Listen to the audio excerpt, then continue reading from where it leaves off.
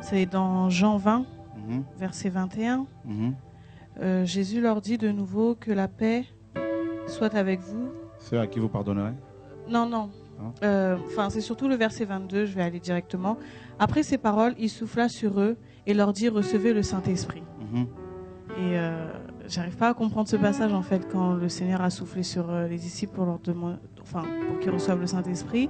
Et ensuite après on part dans Acte 1 verset 8 et Acte 2 on voit la Pentecôte. Et en fait savoir aussi si la manière, enfin moi comment je le comprenais, c'est comme si quand on dit vous recevrez une puissance, c'est plus la capacité en fait vraiment de pouvoir aller parler du Seigneur, mais qu'ils avaient déjà reçu le Saint-Esprit. Est-ce que ce que j'ai compris c'est bon ou est-ce que c'est faux? Parce que moi c'est comme ça que je le vois en fait, que quand il dit plus vous recevrez une puissance, celle du Saint-Esprit, voilà, ça serait plus cette capacité-là de pouvoir aller, et que par rapport à ce passage qu'ils avaient déjà reçu le Saint-Esprit. Mhm.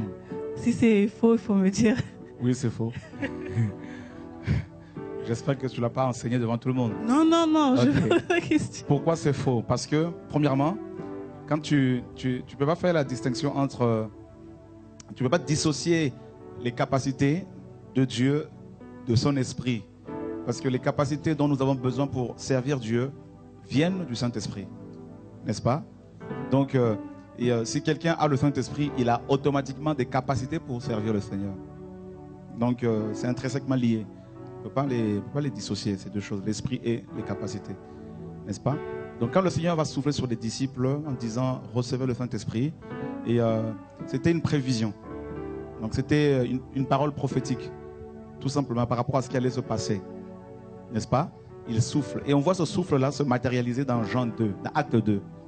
Donc là, en fait, ils n'avaient pas reçu le Saint-Esprit. Non. C'était juste... C'est une parole prophétique. D'accord. Pourquoi aussi? Le Saint-Esprit ne pouvait pas être accordé aux hommes parce qu'il a été ôté de l'homme dans Genèse 6. N'est-ce pas, à cause du péché.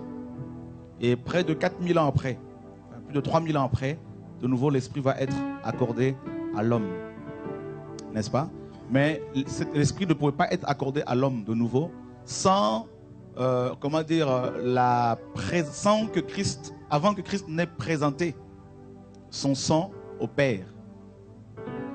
Quand il est monté au ciel après sa résurrection, d'après Hébreux 9, hein, il est rentré dans le lieu très saint avec son propre sang pour obtenir notre rédemption.